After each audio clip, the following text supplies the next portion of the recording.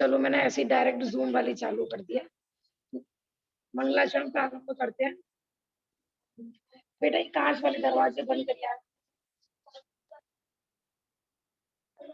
मोक्ष मार्गस्य नेतारं वेत्तारं कर्मयोगता ज्ञातारं विश्वतत्त्वानां तद्गुणलक्षणे त्रैकाल्यं द्रव्यषट्कं नवपदसहितं जीवषट्काय पंचान्ये चास्ति व्रत समिति गति ज्ञान चारित्र्यभेदा इति तन्मोक्ष मूलम् त्रिभुवनमयित पुरोतमेति प्रतीति शतधाति स्पर्शति च मतिमा जैसे विश्वदृष्टे आराम से सिद्धे जयप सिद्धे चौविहारायण फलं पत्ते वन्दितामरिहन्ते वृक्षम् आरायणं कमसो उज्जोवनमुज्जवनं लेवाहणं साहणं चणे चरणं दंसणिनाड चरितं तमारायणं घड़िया। 7वें अध्याय का पाठ करते हैं।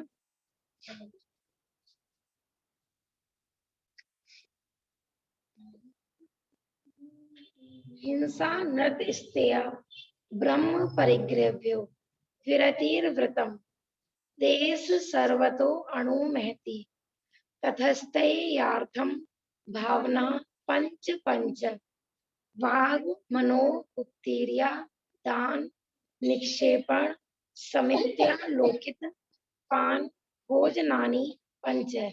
पढ़ा करो सब मन मन में, ऐसे पढ़ना आता है भाभी जी, ठीक है ना। ये मत सोचा करो कि कठिन है, मतलब जोर से मत बोलो, लेकिन मन मन में उच्चारण करते हुए लिप्स हिलाते हुए बोला करो।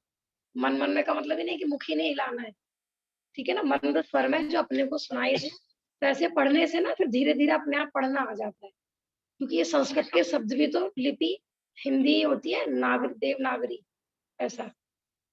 क्रोध लोभ भीरुत्व हास्य प्रत्याख्या नान्यनु पिची भाषणम च पंच शून्यागार विमोचिता पास परोधाकरण भक्ष्य शुद्धि सधर्मा विसंवादा पंच स्त्री राग कथा श्रवण तन मनोहरा निरीक्षण पूर्वरता स्मरण वृष्टेष्ट रस स्वशरीर संस्कार त्याग पंच मनोज्ञा मनोज्ञेन्द्रिय विषय राग द्वेष वर्जनानि पंच हिंसा विश्व हा पुत्रा पाया वद्य दर्शनम दुख में मैत्री प्रमोद कारुण्य माध्यस्थ्यानि च सत्व गुणादिक क्लेशमान विनेषु जगत काय स्वभाव वा संवेग वैराग्यार्थम प्रमत्त योगात् प्राण वैरोपणम हिंसा असद्विधान मनृतम अदत्तादानम स्तेयम मैथुनम ब्रह्म मूर्छा परिग्रह निशल्यो प्रति अगारेणागारस्य अणुव्रतो अगारी दिग्देशादर्थ दंड विरति वासो भोग परिभोग परिमाणातिथि संविभाग व्रत संपन्नश्च मारणांतिकिम सल्लेखना जोषिता शंका कांक्षा विचिकित्सान्य दृष्टि प्रशंसा संस्त्वा सम्यक दृष्टे रतिचारः व्रतशीलेषु पंच पंच यथाक्रमम् बदच्छेदाति धारा प्राण पान निरोधा मिथ्या देश प्रभु व्याख्यान कूटले क्रिया न्यासा भार साकार मंत्र वेदा स्तेन प्रयोग तदा हृता दान विरुद्ध राज्यातिक्रम हीनाधिक मानोन्मान प्रतिरूपक व्यवहार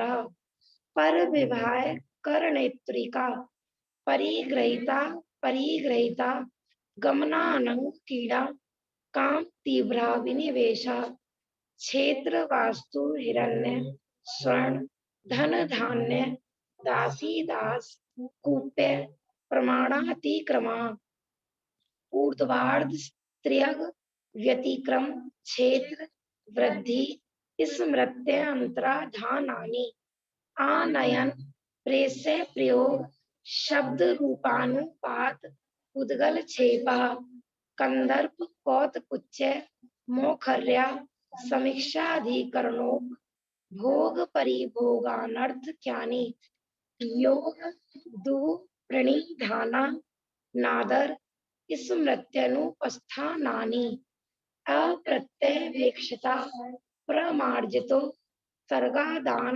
संस्त्रोप क्रमणानादर स्मृत्यनुपस्थानानि सचित्त संबंध समनिस्त्रा विश्ववधु पक्वाहारा सचित्त निक्षेपापिधान पर व्यपदेश मात्सर्य कालातिक्रमा जीवित मरण शंसा मित्रा सुखानुबंध निदानानि अनुप्रतम स्वस्याति सर्वोदानम विधि द्रव्य दात्र पात्र विशेषादत्र विशेषा। पेज नंबर 276 पर चल रहे थे अपन 276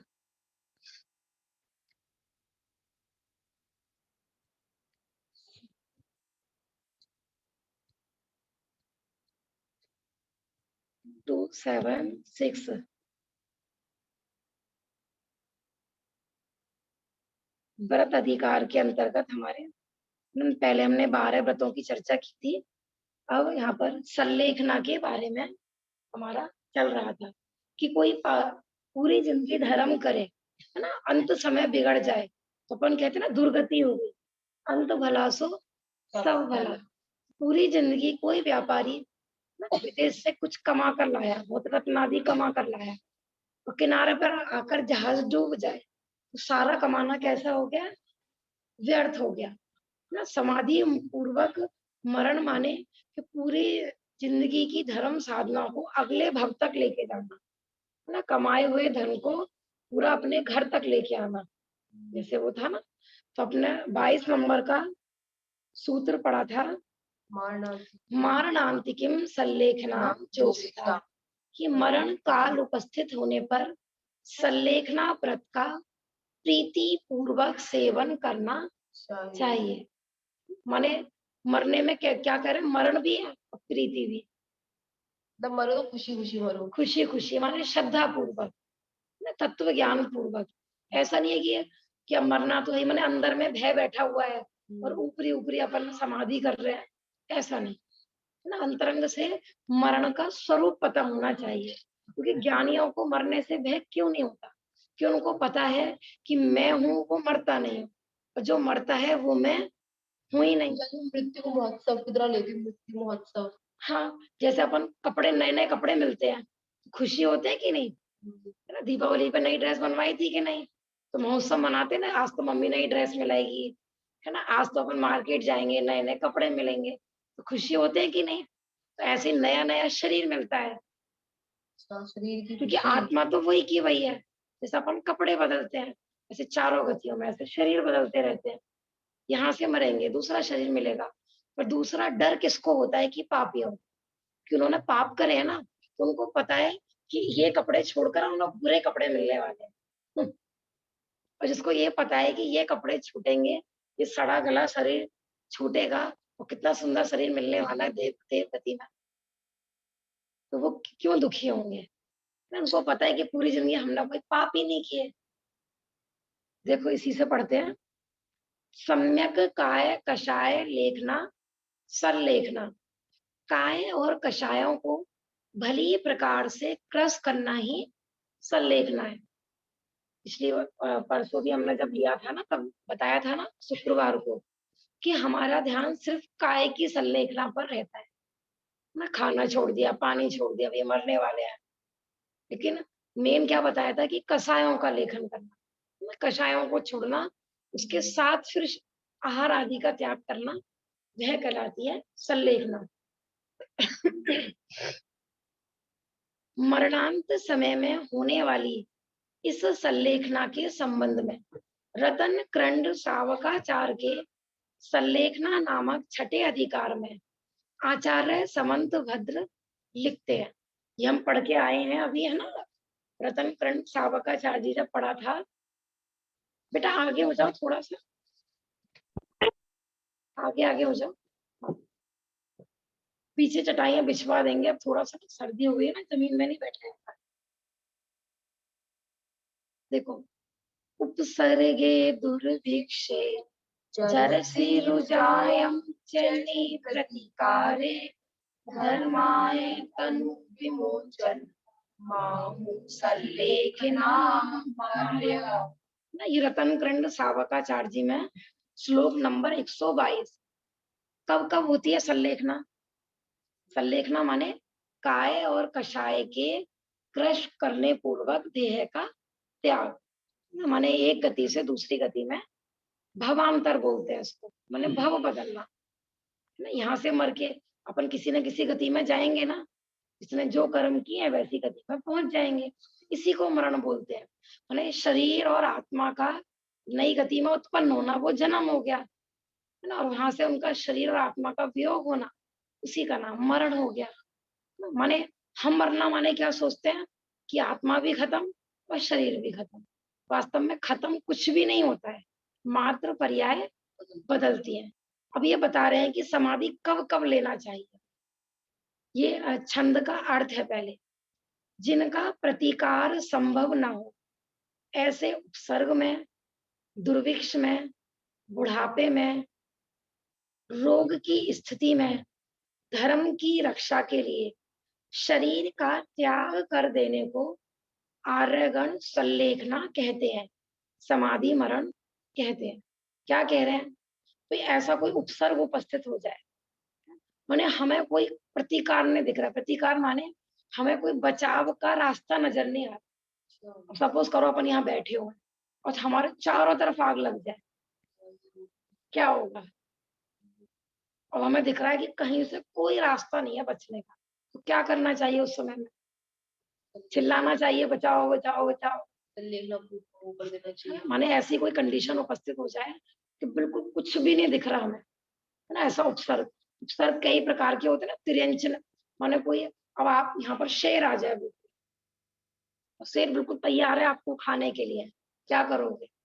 अब दिख भी रहा है आपको भी, आप अपन इतनी तेज भाग भी नहीं सकते कि शेर से बच जाए। तो इस बेटर यही है कि रोने धोने से, बट देखो मरण तो दिखाई दे ही रहा है, मरना जब भी है, मरना जब भी है। तो क्यों ना अपन समाधि मरण पूर्वक, कषायों के त्याग पूर्वक मरण करें। ऐसा उपसर्ग कैसा भी हो सकता है, उपसर्ग या भूकंप आदि की स्थिति हो, है ना, कोई भी कुछ भी हो जाता है उपसर्ग में। तिरंचकृत, प्रकृतिकृत या किसी मनुष्यकृत भी उपसर्ग हो सकता है। कोई मानो करना चाहता है जैसे समाधि पर, उसे मौका ही ना मिले इतना, मतलब एकदम से मृत्यु आ जाए और मतलब उसे ले जाए, उसे मौका ही ना मिल पाए, वो करना तो चाहता है, फिर वो भी आएगा। तपस्या का प्रश्न है, किसी को मौका ही नहीं मिले, मैंने एकदम से अचानक से ही मर जाए। तो हमने बताया था ना कि वास्तव में जो ज्ञानी जीव होते हैं, मैंने जिस दिन जन्म होता है ना, उसी दिन से समाधि मरण की तैयारी शुरू हो जाती है। जिस दिन जन्म होता है उसी दिन से हाँ, कैसे? देखिए बताया ना, अपन प्रति पल ही तो मर रहे हैं। और वास्तव में जिसने जीना नहीं सीखा, जिसका जीवन समाधि में नहीं हुआ, उसका मरण भी समाधि में पूर्वक नहीं हो सकता। समाधि माने कोई अंत समय में ली जाती है जब मरना होते हैं, ऐसा नहीं। समाधि माने कि कषायों से निरंतर भेद विज्ञान, कषायों का त्याग। सही बात है। पूरी जीवन तत्व ज्ञान पूर्वक पूरा जीवन व्यतीत होना चाहिए, तो जाके समाधि होती है। पूरी जिंदगी हाँ, जीवन की अब ज्ञानी जीव है ना? अचानक से भी आ जाए, तो उनका तो निरंतर ही समता भाव चलता है ना, निरंतर तत्व चिंतन चलता है, निरंतर निर्वाणी अपने हृदय में बसी है, निरंतर पंच परमेष्ठी हृदय में बसे हैं। कभी भी मृत्यु हो जाए उनकी, बताया था ना, कोई जीव कोमा में चला जाए, कोई ज्ञानी जीव बेहोश हो जाए, लेकिन वो जागृत अवस्था में जो चिंतन कर रहा था, तो उसका कोमा में भी वही वही चलता है। और ऐसे जीव कोमा में ज्यादा दिन रहते भी नहीं है। कोमा में भी चिंतन चलता रहता है उनका। हाँ, कदाचित कोई पाप के वजह से बेहोशी हो जाए, मूर्छा हो जाए, लेकिन जागृत अवस्था में धर्म ध्यान चल रहा था ना, तो उसी बेस पे उस मूर्छा में भी उनका धर्म चिंतन चलता रहता है। अच्छा,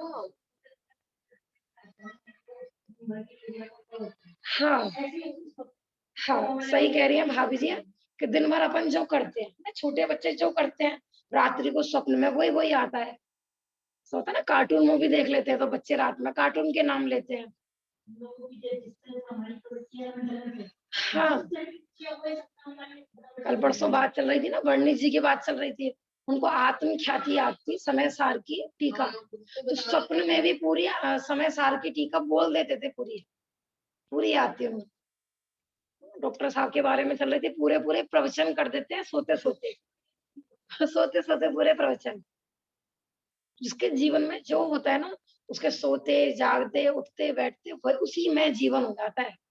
सज्ञानी का जीवन ही समाधि में होता है। हाँ, बहुत चीजें ऐसी जिसको याद रहती है, सही बात है ना? ज्ञान तो कोमा में भी काम कर रहा है।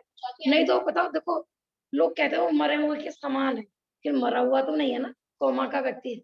आपको पता है, कल परसों प्रवचन में सुन रही थी मैं, कि चींटी वगैरह होती है ना, इनको भी ज्ञान होता है कि मरा हुआ है कि जिंदा है। जैसे इंसान के बारे में चींटी अपने मरा, जैसे चींटी मक्खी मच्छर, वो जिंदे को खींच खींच के नहीं लेके जाती हैं, मरे डेड बॉडी को खींच के लेके जाती हैं। वहां तो मन भी नहीं है, तो भी उनको पता होता है कि जिंदा है कि मुर्दा है। जैसे वो लाइनिंग में चलती है ना, बड़ी बड़ी लेके और चाल आगे बन वाली जाती है। चींटी मानो रुक गई, पीछे वाली सारी रुक जाती है उसके पीछे पीछे। हाँ, ये तो फिर वो सूंघ सूंघ के देखती है कि क्यों रुकी है, पहले उसको धक्का मारेंगी, या देखना कभी नहीं, वो चींटियों की असर लाइन होती है, करती है कि नहीं। और अगर वो चल पड़ी, मानो उसको थोड़ी बहुत कोई प्रॉब्लम थी, तो वो धक्का मार के ले जाएंगे। और अगर वो चल ही नहीं रही है, तो वो सारी गंगा डोली करके उसको उठा के लेके जाती है। देखा है कि नहीं? देखा देखा। चारों तरफ उसके लग के, और उसी रो में चलती है, उसी लाइनिंग में। अपनी कहाँ बात चल रही थी? जिनका प्रतिकार। हाँ, ये था कि किसी को पता ही नहीं लगे, अचानक से मृत्यु आ जाए। अभी यहाँ बैठे हैं, बैठे बैठे रह जाए। अभी कुछ दिन पहले आया था ना, किसी का समय शिखर पे ही, ऊपर पहाड़ पे ही, वहीं पे, हाँ, पूजन कर रहे थे, पूजन करते करते बैठे रह गए। अभी अभी एक डेढ़ महीने पहले की बता रहे, तो उनकी वही आयु पूरी होनी थी।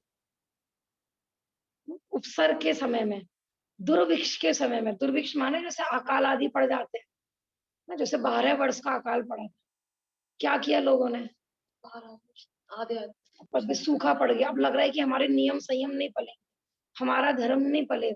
उन्हें उस समय ये कंडीशन हो जाती है दुर्भिक्ष अकाल आदि के समय में, कि लोग एक दूसरे का मांस चूट चूट के खाने लगते हैं। तो दिखता है कि हमारी धर्म साधना नहीं सध रही है। तो कोई इसमें कोई आत्महत्या नहीं है, ये समाधि तो हर्ष पूर्वक होता है। क्योंकि ज्ञानी जीव का ना जन्म होता है ना मरण होता है। उसको तो अपना आत्मा ही लक्ष्य है, कि मेरा आत्मा मुझे प्राप्त हो, यही उसका प्रयोजन होता है। अब वो जिंदा रह के मिले, मर के मिले, कैसे भी मिले, इस पर्याय में मिले या अगली पर्याय में मिले, तो उनका उद्देश्य तो बस मैं आत्मा हूँ, उसकी प्राप्ति होता है। वो उनका वो कार्य सध रहा है, तो ठीक है यहाँ रहना। जिस कार्य के लिए मनुष्य पर्याय में आए थे, जब वो कार्य ही नहीं सध रहा, तो फिर यहाँ जी कर क्या करेंगे?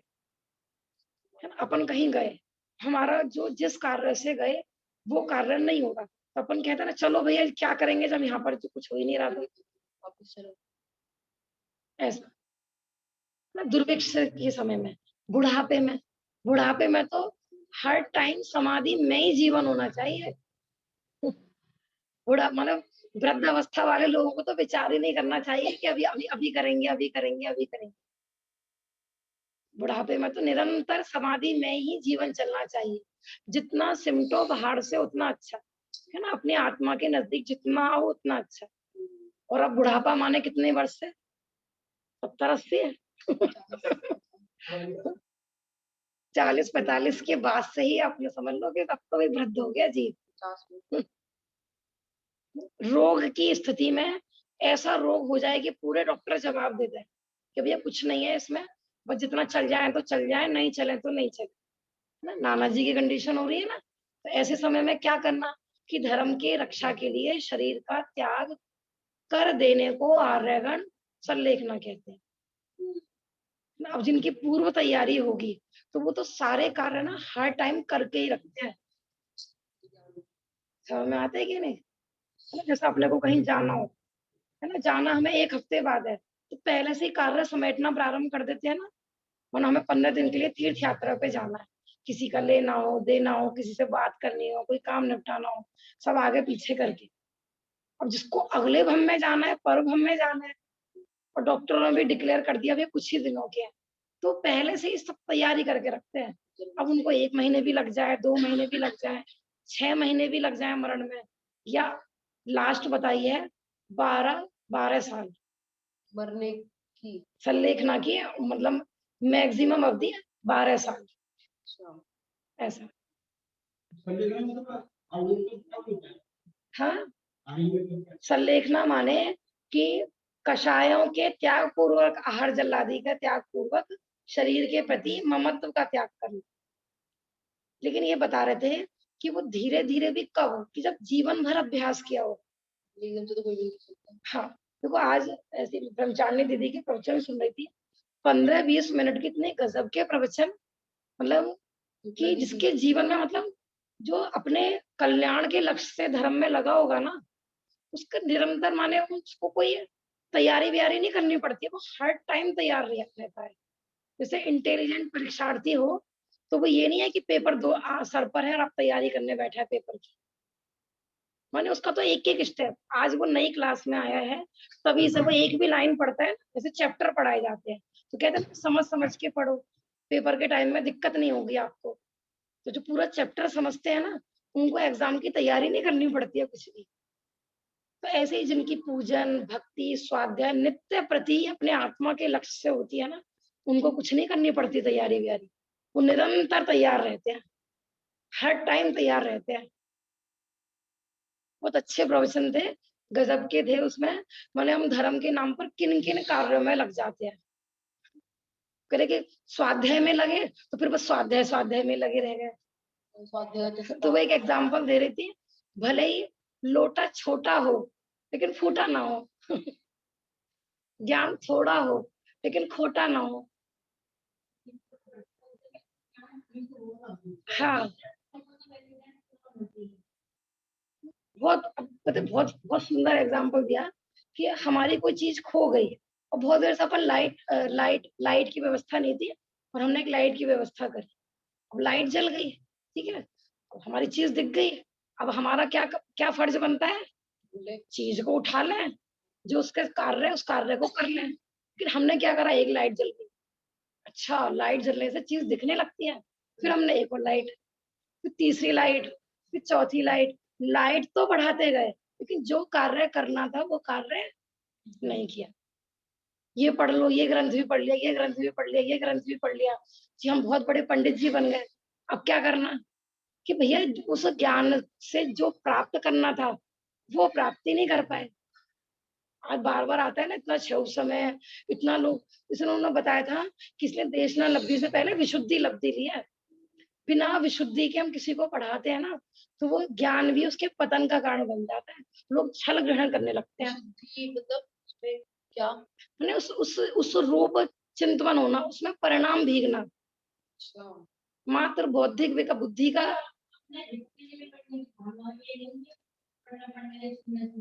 तो शिवभूति मुनिराज के बारे में ऐसा आता है कि उनको कितना कम ज्ञान था, वो बताते हैं कि 12वें गुण स्थान तक उनका उतना ही रहा था ज्ञान, 13वें में जाकर केवल ज्ञान हुआ था। लेकिन ज्ञान था थोड़ा, लेकिन था सुलटा, था सीधा, उस ज्ञान ने केवल ज्ञान ले लिया। और ज्ञान हो इतना और हो सारा खोटा, तो क्या होगा कि पतन का कारण बन जाएगा। देखो, हमारी कलसी भले इतनी सी हो, इतनी छोटी सी कलसी बच्चों की खिलौने वाली होती है ना, लेकिन उसमें हम पानी भरेंगे तो प्यास तो बुझेगी ना। फिर बस ये बात है कि हमें 10 बार भरनी पड़ेगी, लेकिन प्यास तो बुझा रही है। और इतना बड़ा घड़ा हो और फूटा हो तो क्या होगा कि प्यासे रहेंगे। हम खूब महिमा करें, हम तो जैन कुल में उत्पन्न हुए, हमें तो तत्व मिला, हमें तो स्वाध्याय भी मिला, मिला, लेकिन जिस जिस प्रयोजन के लिए मिला वो प्रयोजन नहीं साधा। चार का यही हो रहा है आज। इसलिए थोड़ा हर टाइम माने इतनी विशुद्धि, हर टाइम परिणाम भीगे होना चाहिए, ये संसार आसार लगना चाहिए। अपन दोनों नावों में पैर रखना चाहते हैं, प्रवृत्ति भी निवृत्ति भी।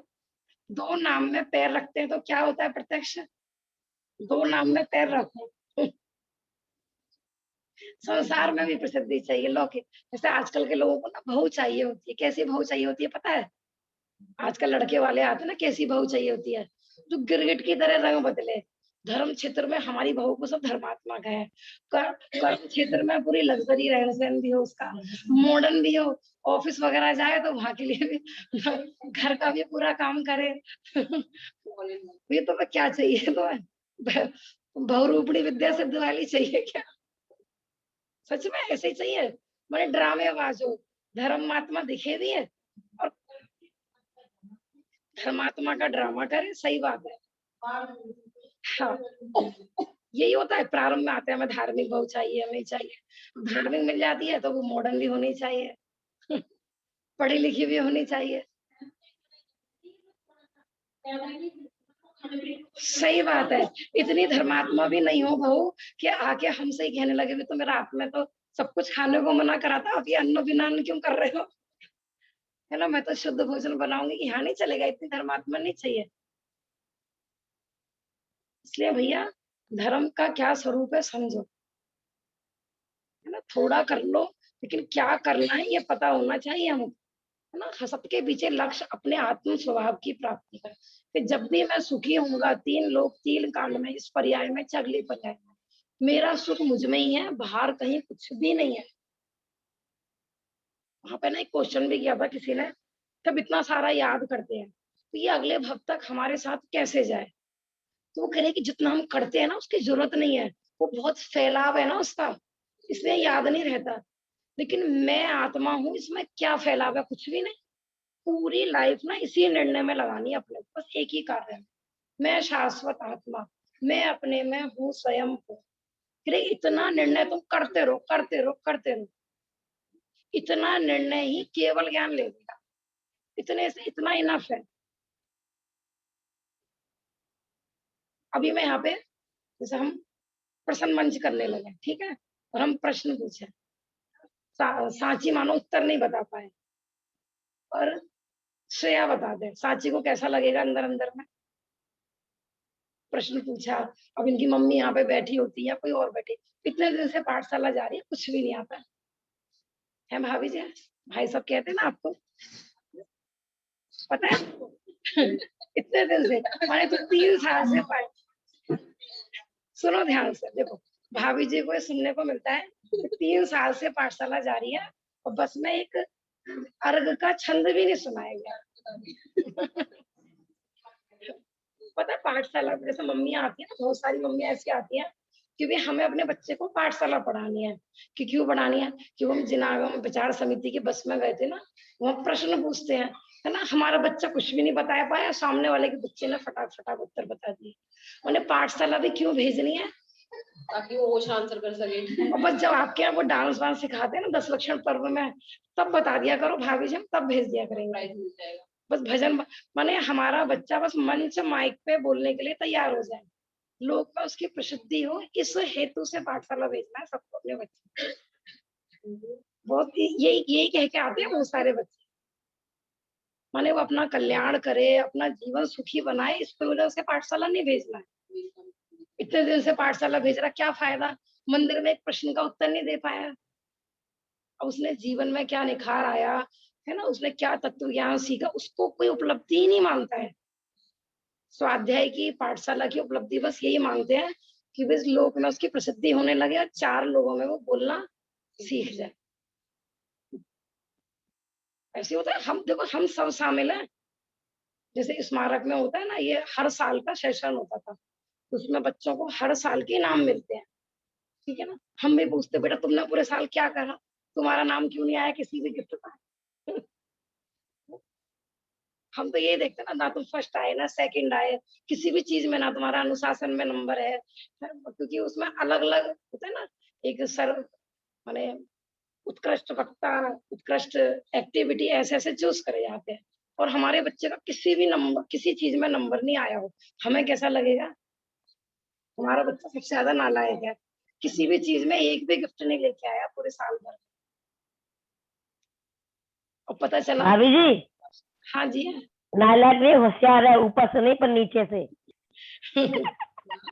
वो अब जब विचार थे ना, और फिर हमें बताया गया भी आप तो देखो उसका बच्चा ही बिगड़ रहा था, उसके बच्चे ने ऐसा गलत किया, मैंने उसने किसी ने जीवन में अपनाया, उसे हम कहाँ देखते हैं। एक बार मेरे को भी, मैं एक बार इसी एम से गई थी, स्मारक गई थी ना, जब वार्डन ने ना मेरे को एक दो शब्द बोले, उससे मुझे संतुष्टि हो गई। फिर आप चिंता नहीं करो, मैंने ये कभी बिगड़ेगा नहीं, ये इतना शब्द बोला था। कह रहे इन चीजों में मत पड़ो कि उनको माने उनको फर्स्ट क्यों नहीं आ रहे, सेकंड क्यों नहीं आ रहे, दुनिया की भागदौड़ में क्यों नहीं भाग रहे बच्चे, उन्हें गलत मार्ग पर नहीं चल रहे, सही गलत का निर्णय करने की पावर उनमें पैदा हो रही है। क्या हमारा हित है, क्या हित है, इतना बच्चा सीख रहा है वहां। लेकिन एक छोटा सा डब्बा मिल जाए ना, उसमें हम खुश होते हैं। हमारे बच्चे को गिफ्ट मिला, गिफ्ट मिला। ये समाधि की बात चल रही थी कि माने ये चीजें ये नहीं कि मरण के समय सीखनी हमें ये सारी चीजें। बताओ वो बच्चा भले ही फर्स्ट सेकंड में आया, उस समाधि में जीवन उसने बनाया कि नहीं बनाया अपना, लेकिन वो नजर नहीं आता हमें ना। हाँ, अब जैसे मानो हम ही यहाँ पे बैठे, अभी आप मेरे से कोई प्रश्न पूछो, मैं उसका उत्तर नहीं दे पाऊँ, कैसा लगेगा मुझे, बताओ। इतने दिन से स्वाध्याय कर रहे थे, आप भी सोचोगे बताओ एक उत्तर नहीं दे पाए, और मुझे भी अपने में ऐसा लगेगा बताओ मैं इतना सा उत्तर नहीं दे पाई, इतना उत्तर नहीं दे पाई। माने हम अपने को छोटा बड़ा किस चीज से मान रहे हैं। वो शिवभूति मुनिराज 12वें गुण स्थान तक अष्ट प्रवचन मातृता मातृका तक का ज्ञान था बस उनको। प्रवचन मात्र का मतलब 5 समिति और 3 गुप्ति। वो भी अक्षरात्मक नहीं, वो भी बस पालने रूपी, जैसे चिड़िया कबूतर होते हैं ना, वो 7 तत्वों के नाम नहीं जानते हैं, लेकिन फिर भी वो सम्यक दर्शन कर लेते हैं। बस भाव भासना पूर्वक ही उनको इतना ज्ञान था बस 12वें गुण स्थान, फिर भी अपना कल्याण कर गए। इसलिए ज्यादा इस झगड़े में भी पढ़ने की जरूरत नहीं है बिल्कुल। थोड़ा पढ़ो, लेकिन लोटा फूटा नहीं होना चाहिए, लोटा साबुत हो, भले ही हो कलसी, छोटी वाली कलसी, छोटे बच्चे वाली कलसी, है ना, सुरभि वाली कलसी, जैसे सुरभि खेलती है। ठीक है ना, इतना बड़ा ढोल हो और फूटा हो, कितना पानी आएगा उसमें, है ना। तो ज्ञानी का जीवन माने जिस दिन से उसका जन्म हुआ है, सहज समाधि में ही होता है। निरंतर भेद विज्ञान, पर द्रव्य मेरा नहीं है, मेरा सुख मेरे अंदर है, मेरा प्रभु मुझ में डोले, तेरा प्रभु तुझ में डोले, मन की तो कुंडी को खोल, फिर वीरा प्रभु के ये बोल, सुना है नहीं भजन, वीरा प्रभु के ये बोल, तेरा प्रभु तुझ ही में डोले, मन की तो कुंडी को खोल, खोल खोल खोल, तेरा प्रभु तुझ ही में डोले, क्यों जाता गिरनार क्यों जाता काशी, घट ही में है तेरे घट घट का वासी, अंतर का कोना टटोल, तेरा प्रभु तुझ ही में डोल। तो आनंद होना चाहिए ये लाइनें सुन के, मुंह नहीं लटका रहना चाहिए। क्या करना है बताओ, मैं कुछ करना धरना कुछ बचा क्या, हमारा सुख हमारे अंदर। कहीं माने किसी भी धर्म के नाम पर भी कहीं अटकने की जरूरत नहीं है। अभी वो क्षेत्र रह गया, वहां घूम के आना है। अभी आज तक हम वहां तो गए नहीं, गिरनार जी की तो यात्रा ही नहीं करी, तो हमारा सुख कम हो गया क्या, हमने अमुक जगह तो देखी ही नहीं है, अमुक ग्रंथ तो हमने पढ़ा ही नहीं है, अमुक तीर्थ क्षेत्र की वंदना तो करी ही नहीं, कि भैया सब कुछ तेरे अंदर ही है, तो पूर्ण है अपने में। इसलिए कहीं भी कोई पर वस्तु रंच मात्र भी हम ऐसे पराधीन नहीं है कि हमारा मोक्ष तब होगा तब अब इसको इसको जानेंगे। बताओ किस चीज की जरूरत है भाभी जी? इसलिए कोई कुछ भी कहे, इस टेंशन लेने की जरूरत नहीं है। कोई कहे कि तुम्हें 10 साल हो गए पाठशाला पढ़ते पढ़ते, 50 साल हो गए, हाँ जी हो गए।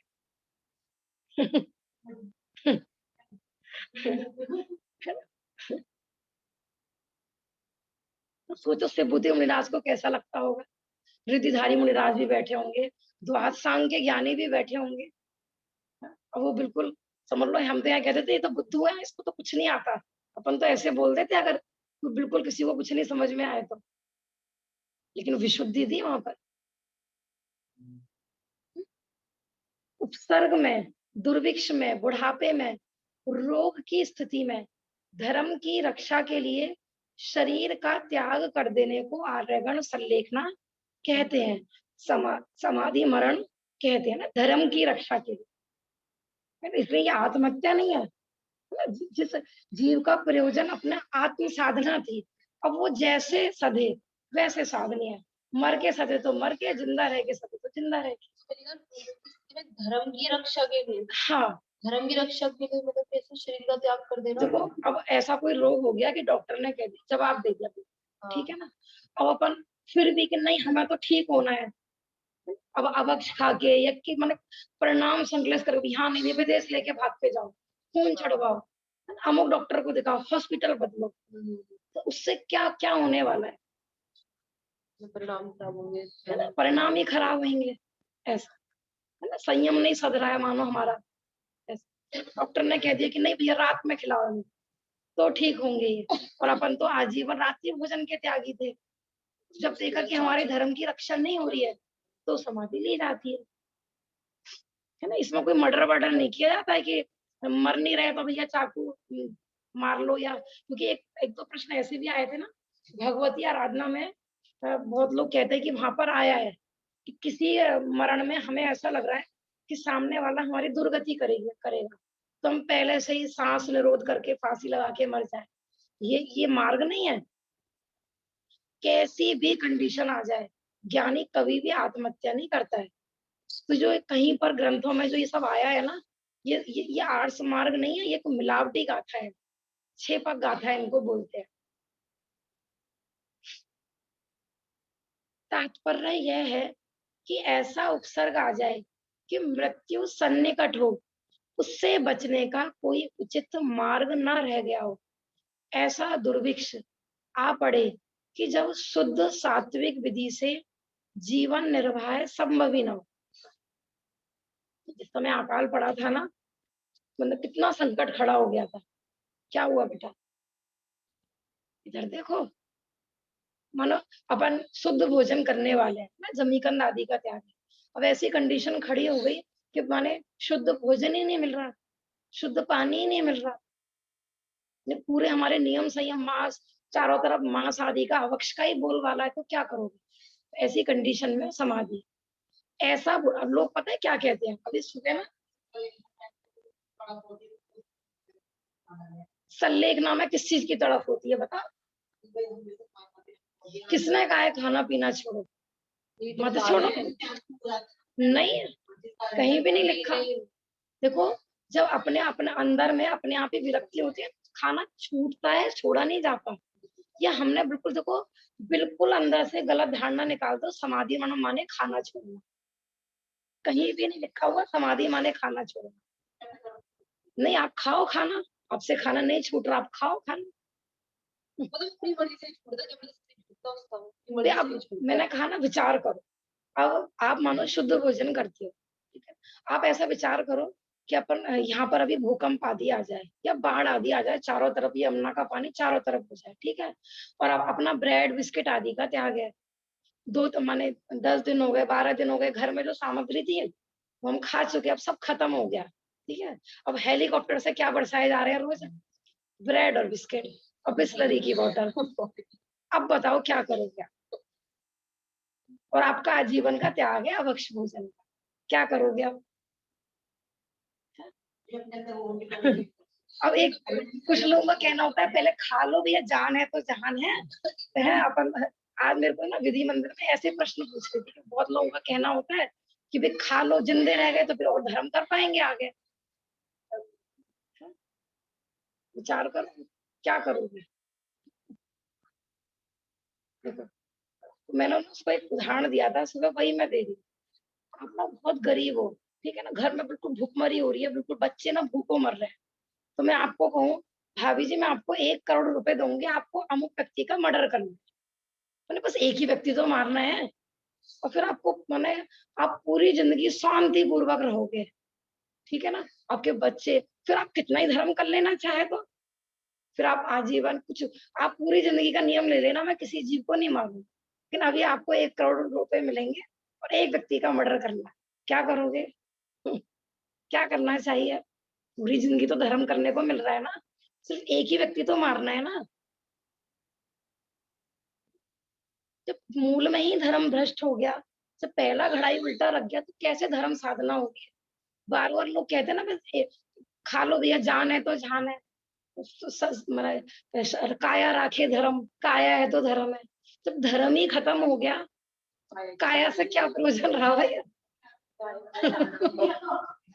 तो धर्म ही खत्म हो गया, और फिर हमें कर्म फिलोसफी में भी कहाँ विश्वास रहा? अबक्ष खाने से या नियम संयम भंग करने से काया रहती है क्या? काया तो भैया आयु प्रमाण रहती है। गोमट सार में कितना अच्छा पकड़ चल रहा है पूरा, ये हमारा 8 से 9 में गोमट सार चलता है। जब हमें ये पता लगेगा कि इस आयु से ही जीव जीवित रहता है, उसमें लाभ बताए थे कि आयु कर्म को समझने के क्या लाभ है, कि व्यर्थ की शरीर की चिंता समाप्त हो जाएगी, इसका जो अन्याय नीति अवक्ष से पोषण करते हैं ना, ये टेंशन खत्म हो जाएगी, क्योंकि जब हमारा कार्य हमने किसी दूसरे व्यक्ति को सौंप रखा है, हमें टेंशन करने की क्या जरूरत है? समझ में आता है बेटा? आयु कर्म माने कि हम शरीर में कितने वर्ष तक रहेंगे। नाना जी हॉस्पिटल में है ना, है? अब कैसे पता कि वो कब तक रहेंगे? कि जब तक उनका आयु कर्म है, जितने वर्ष की उनकी आयु वो लिखा के लाए हैं, उतने वर्ष तक जिंदा रहेंगे, और आयु पूरी होते ही क्या होगा? चले जाएंगे। नाम किसी को मारने वाले, नाम किसी को बचाने वाले। शुद्ध सात्विक विधि से जीवन निर्वाह संभव न हो, ऐसा बुढ़ापा आ जाए कि अहिंसक विधि से जीवित रहना संभव ही ना रहा हो, ऐसी बीमारी आ जाए, है ना, अहिंसक विधि। अब बिल्कुल माने आपको भोजन मिले, है ना, अब ये ब्रेड बिस्किट का, या फिर नॉन वेज मिल रहा है, तो क्या करे भैया, नॉन वेज खा ले। जो जिस समय यहाँ पे अंग्रेजों का शासन था, ऐसी ऐसी कंडीशन हुई थी कि नहीं, कि उनको जेल में बंद कर दिया था, बहुत सारे जैन भी थे उसमें, क्रांतिकारियों में। भोजन में क्या दे रहे हैं कि सब आवक्ष भोजन, मांस मदिरा आदि नहीं लिया उन्होंने, मर गए लेकिन समाधि ले ली, लेकिन उन्होंने आवक्ष भोजन नहीं किया। और अपन रात दिन यही सोचते रहते हैं, शरीर है तो धर्म है, इसको अन्याय अनिति से शरीर का पोषण करते रहते हैं। आज तुम देख लो कि पूरी लाइफ जा किसमें रही है, लोगों का पूरा पैसा किसमें बर्बाद हो रहा है। हॉस्पिटल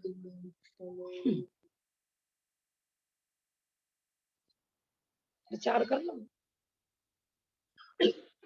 आधे से ज्यादा तो दवाइयों में, हॉस्पिटलों में पैसा जा रहा है, और आधे से ज्यादा लग्जरी में। खाने पीने में खर्चा कितना हो रहा है, चाहे कितनी भी महंगाई हो गई है, अब देख लेना किस चीज में खर्चा ज्यादा हो रहा है। ऐसी बीमारी आ जाए कि अहिंसक विधि से जिसका उपचार या इलाज संभव न हो। बताओ, बता रहे थे ना रतन कर्ण सावकाचार्य, 6 महीने के बच्चे का मरण का प्रसंग आ जाए तो भी अत्तारों की दवाई नहीं देना। ये अर्क आदि आते हैं, माने एलोपैथिक नहीं, उस समय में तो क्या है, सब आयुर्वेदिक ही चलती थी। लिक्विड वगैरह होते हैं, अर्क वगैरह बनाए जाते हैं, पूरा शराब का दोष लगता है उनको पीने में। हाँ, शहद आदि। अभी आज किसी ने डाली थी शायद शहद की एक वीडियो, वो शॉर्ट्स आती है ना, शॉर्ट्स, शायद आरती ने भेजी थी मेरे को। एक केक की थी और एक शहद की थी। उसमें मक्खियां शहद कैसे बनाती है पूरी छोटी सी शॉर्ट्स बनाई हुई है। ऐसे केक का था कि मोमबत्ती बुझाया, फिर उसको ना लेंस वगैरह से देखा गया, उसमें कीड़े चल रहे हैं पूरे में, पूरे केक में, केक नहीं है, पूरा उसको सूक्ष्मदर्शी से देखा गया, क्योंकि वो क्रीम वगैरह होती है वो एग आदि की बनती है। तो जिस जाति का वो जीव का केक होता है ना, उसी जाति के उसमें जीव पैदा हो जाते हैं। पता नहीं वो छोटी छोटी, ठीक है ना। माने जितना बने, यहाँ ये कह रहे हैं कि मर कर भी अपने धर्म की रक्षा करनी,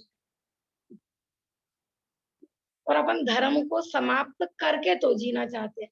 तो ऐसा जीना भी क्या जीना, बताओ। ऐसी स्थिति में अपने धर्म की रक्षा के लिए शास्त्र विहित विधि पूर्वक शरीर का त्याग कर देने को सज्जन पुरुष, ज्ञानी जन समाधि मरण या संलेखना कहते हैं, है ना। इसमें देखो कहीं आया है कि पहले खाना छोड़ो, हाँ तो हर जगह संयम की साधना, धर्म की रक्षा। कई बार किसी की योग्यता नहीं होती है, तो पूरा बिल्कुल जब लगता है ना कि बिल्कुल गए, वो भोजन फिर अपने आप ही छूट जाता है। जरूरी नहीं है कि पहले 1 महीने से पहले खाना छोड़ दिया, क्रम क्रम पूर्वक ही अपने आप ही आसक्ति छूटती जाती है, अपने आप ही भोजन छूटता चला जाता है, छोड़ना नहीं पड़ता है ना। जिसकी दृष्टि भोजन छोड़ने पर रहती है ना, वहां ही परिणाम संकलित होते हैं। और जो देखने वाले हैं ना, वो भी देखते हैं, वो बेचारा बेचारा करते रहते हैं, उसका चेहरा, वो मुंह भी अपना ऐसे ही बना लेता है। फिर तो दीनहीन बन के अपन समाधि लेंगे, है ना। बिल्कुल भिखारियों की तरह, तो फिर तो लोग कहेंगे कि तो मारा जा रहा है, साक्षात जबरदस्ती छुड़वाया जा रहा है।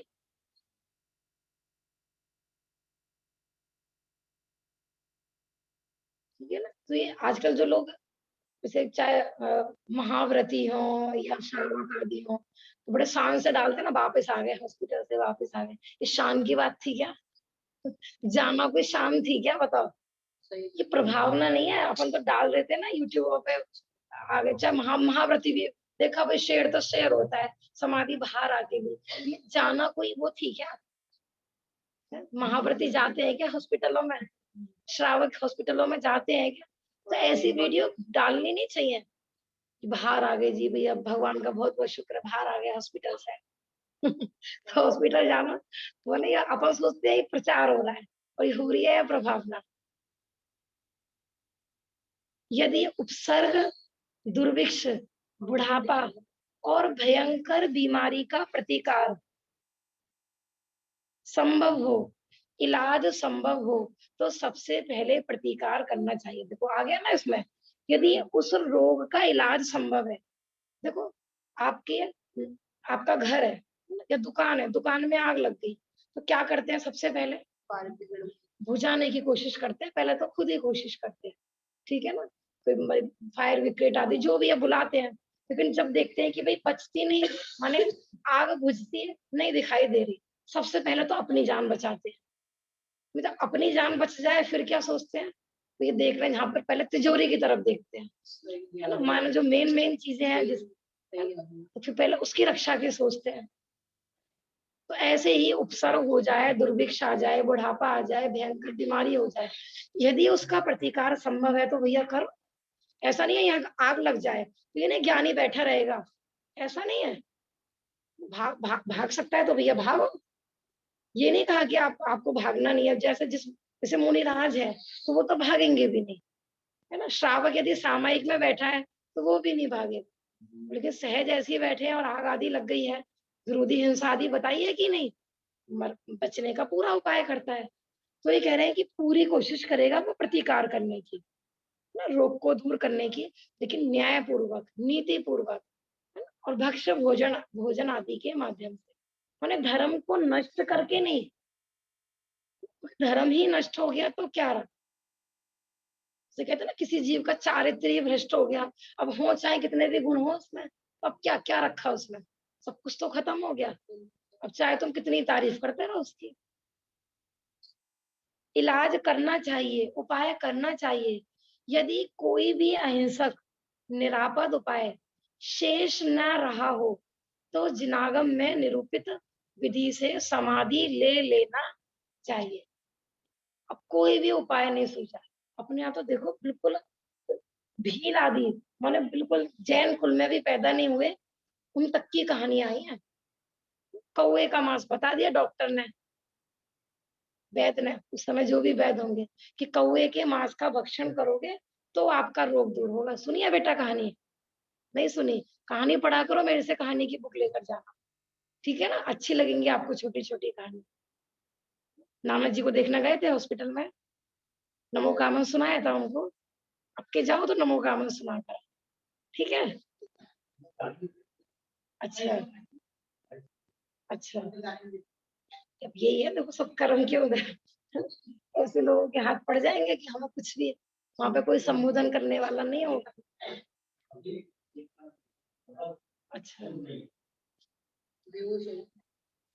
माने कोमा जैसी कंडीशन हो गई, बिल्कुल अचेत अवस्था, है ना? इसमें तो कोई विरले ही जीव होते हैं, तत्वज्ञानी जीव के प्रारंभ माने उन्होंने पूरे जीवन धर्म यापन किया हो, है ना? धर्म निर्णय किया हो, तो अंतरंग में चलता है, नहीं तो नहीं चलेगा, है ना? उन्होंने पूरी लाइफ क्या चिंतन किया है, फिर मूर्छा की स्थिति में, कोमा की स्थिति में वही चलता है। उसी बेस पर वो फिर वापस बाहर निकल ही आते हैं, उसी बेस पर उनकी समाधि हो जाती है। माने जिस टाइम कोमा में गए थे, उस समय परिणाम कैसे थे? जिस समय बेहोश हुए थे, उस समय परिणाम कैसे थे? जिस समय हम रात को सोए थे, उस समय हमारे परिणाम कैसे थे? इसलिए जब भी रात को सो, तो पूरा कैसे कुछ जैसे समाधि पूर्वक मरण करते हैं ना, ऐसे रात को सोना चाहिए पूरा।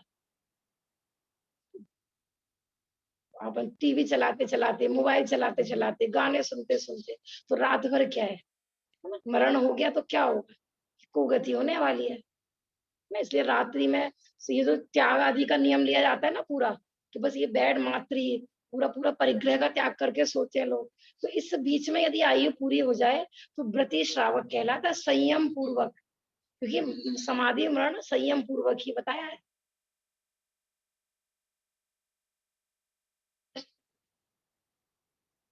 है ना? यदि कोई भी अहिंसक निरापद उपाय शेष नहीं रहे, तो जिनागम में जो विधि बताई है, समाधि ले लेना चाहिए। यहाँ एक प्रश्न यह है, यह तो एक प्रकार से आत्महत्या हुई। आत्महत्या पर हत्या से भी बड़ा पाप है।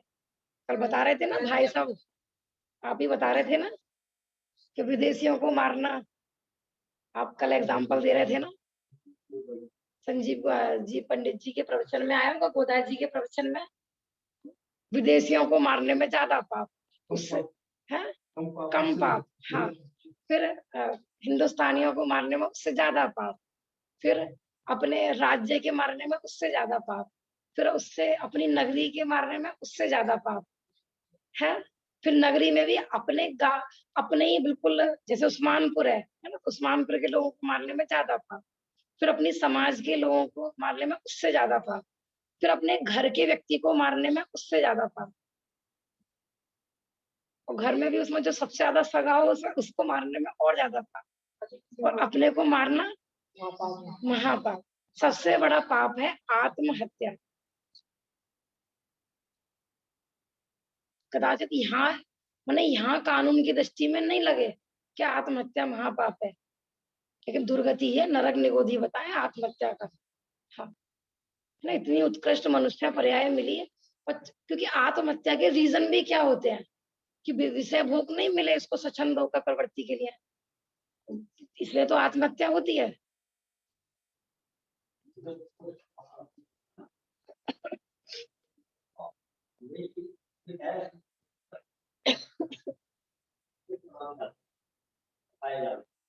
हम्म, हाँ हाँ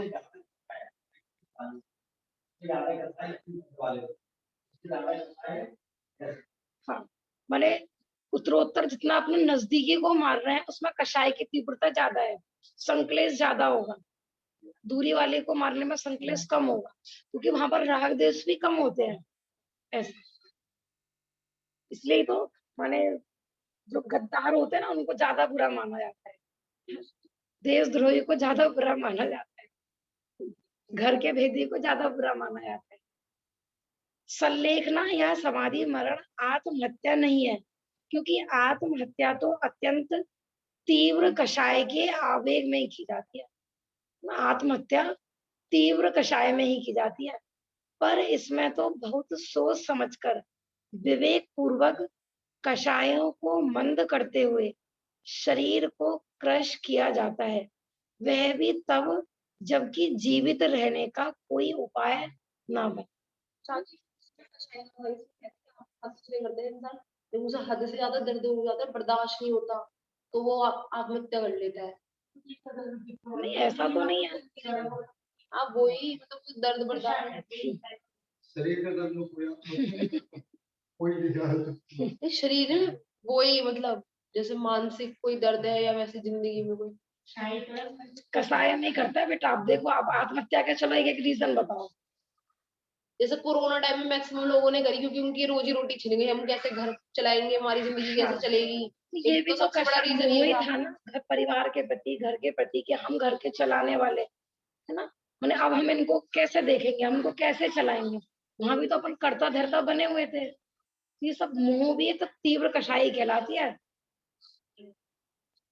तीव्र कषाय माने को तीव्र गुस्सा आता हो, इसी का नाम तीव्र कषाय नहीं है। जैसे तीव्र कुछ है। हाँ, मोह। हाँ, मैं ये तो कह रही हूँ करता है। हाँ, यही तो कह रही थी, तब करता है। तो मैंने अब जितने भी केस आ रहे हैं ना, जितने भी आत्महत्या के सुनने में आते हैं, उसमें शरीर की वेदना वाले तो एक मैंने सुने ही नहीं अभी तक, एक भी एक भी नहीं सुने। आए दिन जैसे सुनते रहते हैं ना आत्महत्या के केस, सब झगड़े वाले, तीव्र कषाय। हाँ, कहता है वो मुझे मार दो, कहता है वो भी।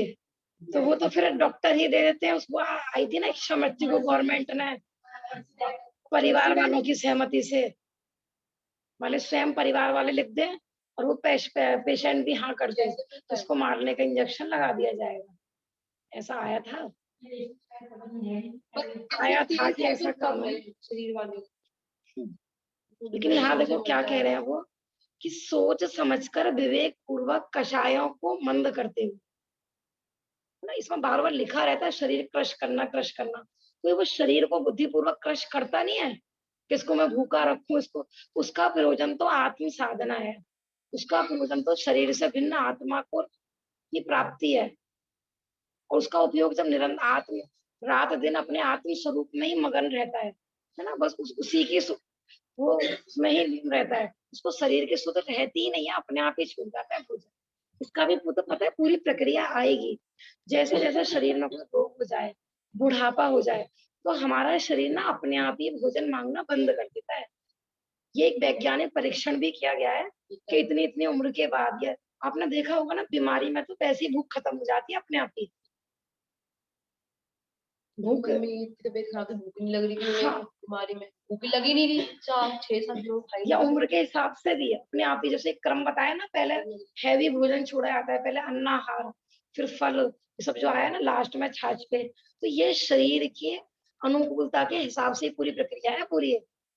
माने ये कहीं ऐसा नहीं है कि इसमें कोई शरीर को कुछ भी भारी पड़ता है या कुछ भी है, या उसके कि एकदम ये भोजन छोड़ दिया, वहां पे आत्महत्या जैसी नजर आती है। हाँ, माने उसमें अब जब हमने पहले जब रतनकरण सावरकर जी के हिसाब से लिया था, कि देखिए उसकी बॉडी ही अपने आप ही इंडिकेशन देती रहती है कि अब ऐसा ही अपने आप ही होने लगता है फिर। हाँ, क्योंकि जैसे जैसे उत्तरोत्तर रोग बढ़ता जा रहा है ना, और आयु उसकी माने मृत्यु नजदीक आ रही है, तो अपने आप ही ये सब सहज की प्रक्रिया है, इसमें कुछ करना नहीं पड़ता है।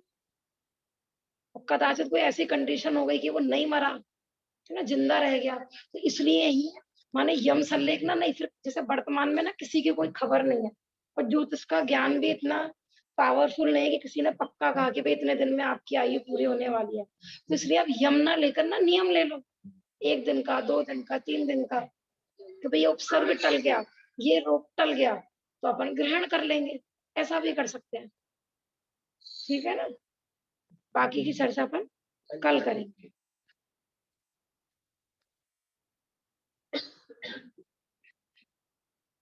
निज निज निज ये अनंत उपकार उसकी जिन वाणी पर सत नमो अरहंताय नमो सिद्धाय नमो आर्यरियाणं नमो वज्राय नमो सर्वसा। बोलो जिनवाणी माता की जय, महान जैन धर्म की जय।